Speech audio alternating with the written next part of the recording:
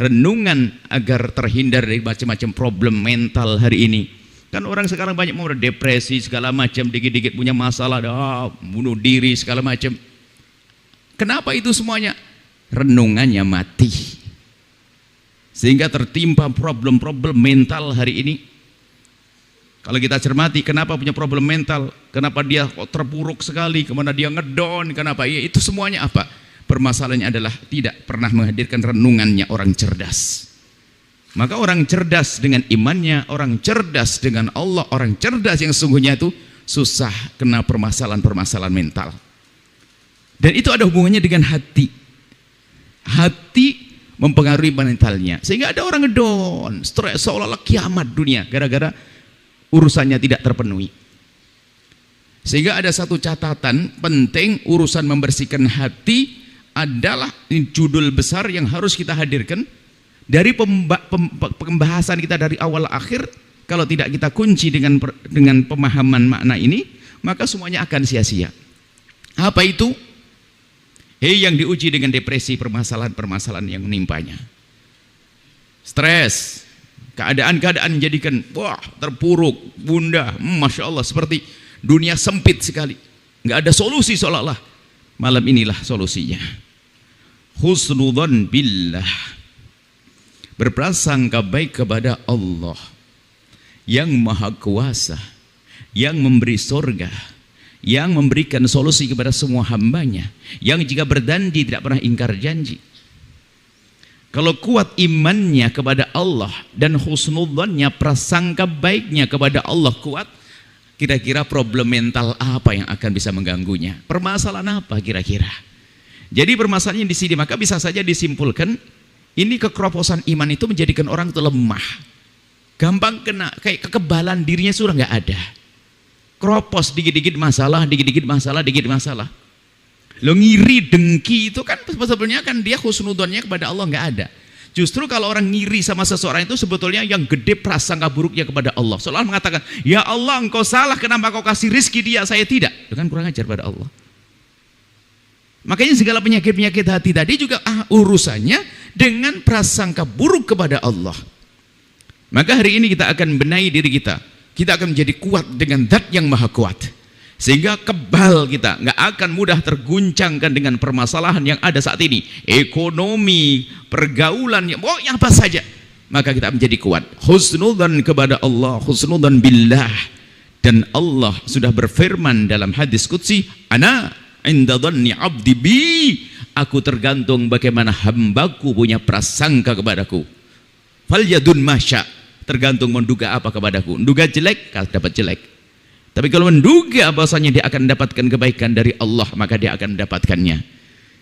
Ayo kita merenung sejenak agar kita pulang menjadi orang kuat, tidak dikit-dikit gampang ngedon, depresi, punya masalah semuanya. Kita punya Allah Subhanahu wa taala.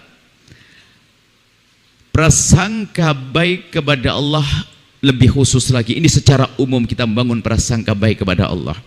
Cuman namanya prasangka baik kepada Allah itu bukan misalnya ini, wah Allah kan maha pengampun, ya sudahlah nggak usah banyak dosa. Itu pasti bukan paham prasangka baik. Prasangka baik kepada Allah itu gambarnya begini deh. Anda seorang pebisnis punya prasangka bahwasanya di situ tuh adalah tempat prospektif untuk jualan. Coba Anda yang berprasangka baik, jualan atau tidak? Ya jualan, bukan prasangka baik. Lah ini bodoh ya. Orang prasangka baik kok diam saja. Sebagai contoh, ini kayak pasar bagus ini. Buat jualan cakep nih, prasangka baik. Lalu dia apa? Karena dia seorang pebisnis hebat, dagang di situ. Lah prasangka baik kepada Allah kok nganggur ongkang-ongkang. Ini enggak prasangka dia. Jangan di rumah. Ini kadang orang, ya prasangka kan Allah maha pengampun, tenang aja. Allah kan, nah ini bukan prasangka baik. Gambarannya kayak tadi itu sederhananya. Prasangka baik, saya lagi cari ikan, saya menduga kayaknya di seputaran air ini ada ikannya banyak. Saya ceburkan jaring. Kalau prasangka, wah prasangka baik, sini banyak ikannya. Ente nggak mancing, nggak ngambil, prasangka baik, ya bodoh dia. Loh, prasangka baik itu seperti apa yang dimaksud? Loh, prasangka kok, itu bukan prasangka, nggak kira punya prasangka. Kayaknya prasangka baik kepada Allah yang pengampun, sudahlah banyak dosa saja nggak apa-apa. Loh, dia nggak percaya, nggak yakin, bahkan mungkin keyakinannya keropos kepada Allah. Kalau katanya prasangka baik tapi ongkang-ongkang, paham ini, cerdas ini, memahami makna prasangka baik. Di dalam berprasangka baik kepada Allah, yang pertama adalah mungkin yang selama ini bakal gampang menjadikan orang ngedon, depresi, frustasi dan seterusnya. Ini ada hubungannya dengan masalah psikologi, psikis. Prasangka baik kepada Allah di saat ditimpa ujian, satu demi satu. Prasangka baik di saat ditimpa ujian, yang uji adalah Allah. Anak SD pun tahu kalau mau naik kelas pasti pakai ujian. Kalau diuji berarti tahun depan naik kelas, itu faham. Cuman kita yang gede pun kadang nggak paham. Urusan sekolah mulai ngerti, urusan dengan Allah. Kalau kita diuji oleh Allah, pada hakikatnya kita mau dinaikkan kelas. Cuman karena bodoh makanya dia nggak mau ujian, makanya dia tetap saja kelas 1 terus nggak naik kelas. Ini kan anak yang tidak cerdas, pas ujian lari. Kenapa ujian? Pusing saya ujian, nggak mau. Ya sudah, jangan ujian. Terus ya inti kelas 0 terus, kelas ndok terus. Kita nggak. Kalau faham ujian itu adalah akan diangkat derajat, naik pangkat. Naik pangkatnya bukan di hadapan manusia, di hadapan Allah. Di hadapan Allah, ujian apapun. Sehingga ujian sakit, ujian ekonomi, kita percaya tidak dengan Allah. Kalau orang beriman akan aman, makanya kita perlu bangun keimanan sehingga problem itu kecil. Apakah setiap orang fakir, kalau saya fakir gak punya duit, sengsara lalu masuk neraka? Entar dulu. Pada zaman Nabi ada orang setiap hari kelaparan karena begitu fakirnya, sampai dia adalah ngenger atau numpang tinggal di masjid karena begitu fakirnya dia, akan tapi menjadi manusia hebat setelah itu gara-gara kefakirannya. Abu Hurairah fakir, sangat fakir. Kalau ada orang masuk di depan pintu masjid itu bukan minta, nampak dia tampak fakir, barangkali ada yang mengasih sayanginya. Abu Bakar masuk, rupanya Sayyidina Abu Bakar belum paham. Kemudian Sayyidina Umar masuk, belum paham. Baginda Nabi masuk, Abu Hurairah, mukamu kayaknya kayak ini, kamu kelaparan. Lalu baginda Nabi memberi. Begitu sangat laparnya, sangat fakirnya Abu Hurairah, sampai dia termasuk imamnya Ashabus Suffah. Ashabus Suffah ini orang-orang fakir yang disiapkan Nabi untuk tinggal di tempat itu. Fakir, akan tapi dia manusia yang disanjung-sanjung sampai hari ini. Termasuk dia gara-gara kefakirannya nggak pergi kemana-mana, biarpun dia bersama Nabi dalam waktu singkat ternyata mengumpulkan ilmu Nabi. Bahkan beliau termasuk minal muqtsirin fi riwayatil ahadithi, termasuk orang yang paling banyak meriwayatkan hadis. Abu Hurairah berarti paling banyak dengar omongan sabda Nabi dan seterusnya. Kefakiran tidak menjadikan orang runtuh, kecuali orang yang imannya kropos. Sudah fakir maka runtuhlah dia. Sakit pun juga demikian. Memang kalau bicara tentang sakit, penyakit, dia sakit, maka semakin sakit lagi di saat dia sakit tidak punya prasangka baik kepada Allah. Sudah dia terpuruk ekonominya, tidak punya prasangka buruk kepada Allah, maka itulah orang yang seperti jatuh ke timpa tangga. Seperti, padahal tidak. Kalau dia paham, dia tidak jatuh, dia mau diangkat oleh Allah dengan ujian, tinggal dia paham atau tidak. Ujian semakin berat itu karena memang kelas tinggi. Ya paling ujian SD ya ringan pelajaran. Ujian semakin berat karena kelasnya tinggi. Kalau orang paham, setelah ini apakah ada orang yang frustasi gara-gara diuji Allah? Enggak, kalau dia paham. Sampai ini baginda Nabi menyebutkan, ajaban li amril mu'mini anna amrahu kulluhu khair. Mengherankan urusan orang beriman. Orang beriman itu mengherankan. Semua urusannya baik-baik saja. In asobatu sarra, kalau dia mendapatkan kebaikan, syakar, lalu dia bersyukur kepada Allah, kana khairan lahu, baik baginya, kan akan ditambah dengan syukurnya itu. Walin asobatu dharra, kalau mendapatkan musibah, ujian, bencana, sabar lalu dia bersabar, kana khairan lahu, maka itu lebih bagus baginya. Wala yakunu dzalika illa lil mu'min, enggak terjadi kecuali bagi orang beriman. Kenapa? Dia faham betul bahasanya kisah hidup bukan hanya di dunia, akan tapi ada kisah panjang nanti di akhirat. Tidak ada sakit yang Allah timpakan kepada seorang hamba kecuali karena Allah telah siapkan pahala yang besar yang tidak bisa diraih oleh orang yang ibadah ribuan rakaat sekalipun. Dengan kesabarannya orang yang sakit, dengan kefakirannya, lalu dia sabar, Allah siapkan pahala yang banyak nanti di akhirat. Pahala di akhirat kayak apa sih? Nggak ada ukuran, nggak bisa diukur dengan dunia. Kalau dia menyadari makna ini, lihat, Kalau dia menyadari makna ini, maka bagi mereka sakit, ya dia merasa sakit, aduh, tapi hatinya tentram. Karena apa? Di balik sakit yang aku rasa ada pahala dari Allah. Di samping nanti dia tetap berusaha berobat, karena berusaha berobat juga ibadah lagi. Bukan berarti dia adalah tidak terima dengan apa yang Allah berlakukan kepadanya dari penyakit, bukan. Akan tapi perintah Allah, berusaha untuk menjaga kehidupannya, berobat dan seterusnya. Sakitnya sudah mendapatkan pahala, berobatnya dapat pahala, apalagi tidak akan terjadi kecuali itu orang yang beriman. Sakit yang Allah timpakan karena Allah akan angkat derajatnya, Allah akan muliakan dia. Loh, kesadaran makna ini penting sekali, sehingga tidak ada musibah yang Allah timpakan kecuali untuk kebaikan kepada dia. Ini perlu menghadirkan renungan. Jadi tidak selalu terpuruk, wah aku nggak disayang Allah ini. Justru disayang malahan. Kenapa? Karena surga, kemuliaan di hadapan Allah sangat mahal, sangat mahal. Ibaratnya seorang hamba ini disayang oleh Allah, disiapkan surga tinggi, tapi kok kurang ibadah, sudah kasih sakit saja biar dia nyampe ke sana. Biar dia nyampe ke sana.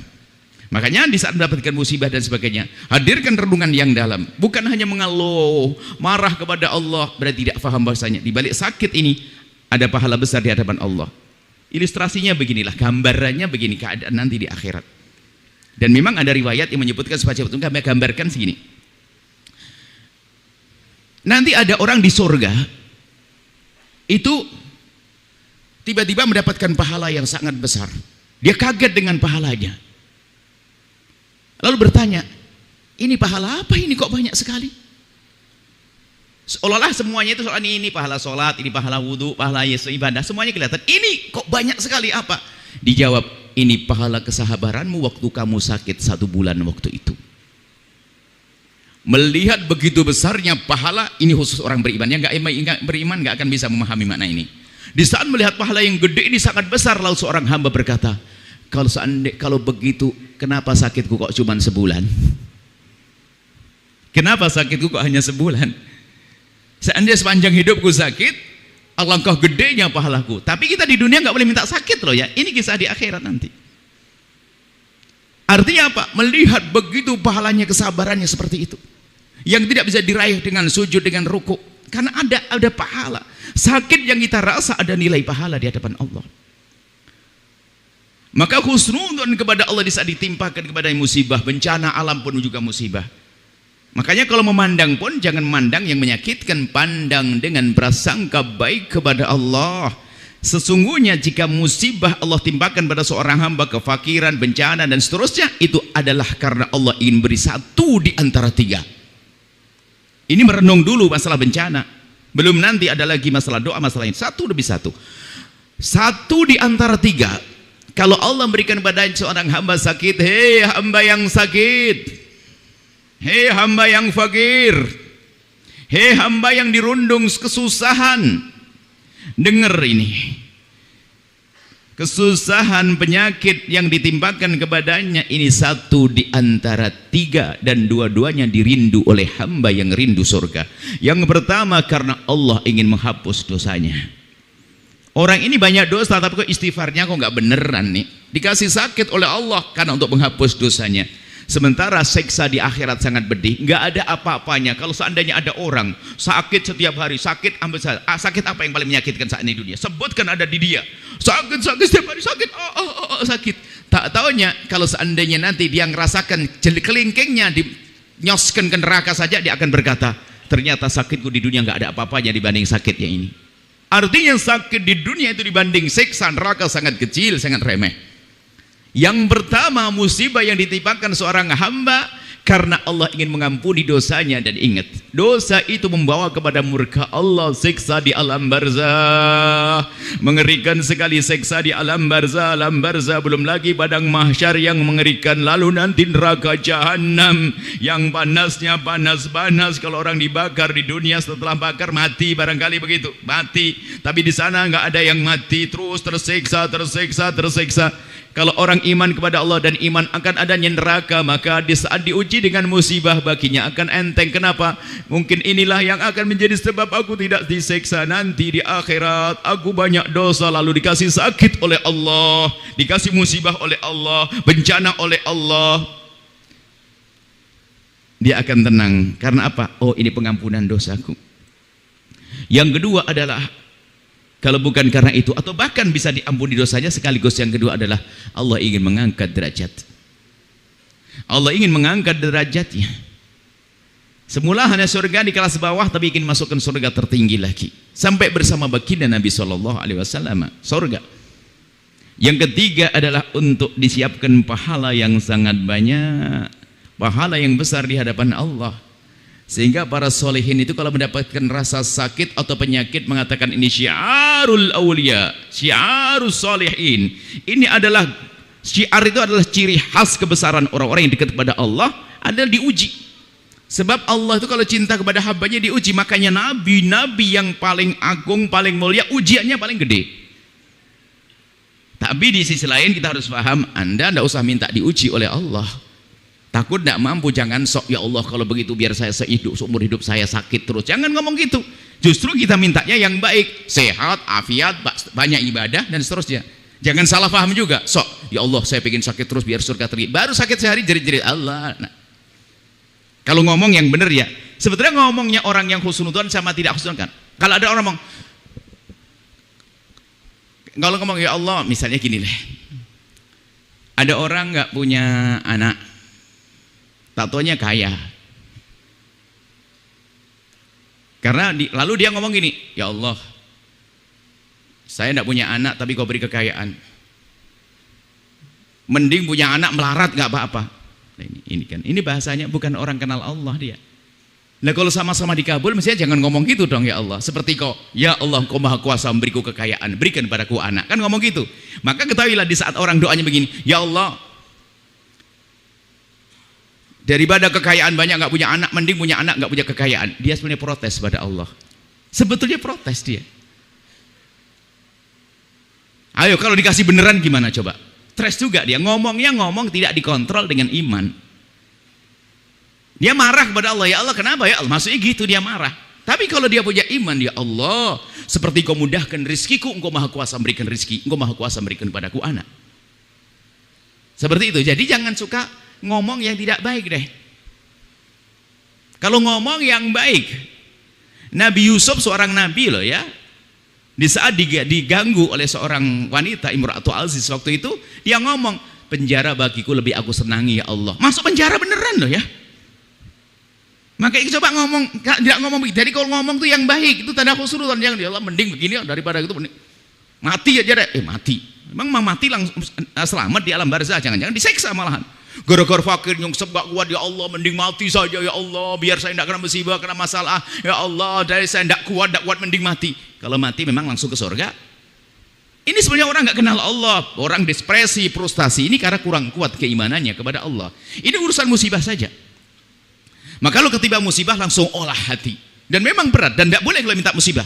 Jangan sok minta musibah, ya Allah saya pengen sakit, enggak, jangan.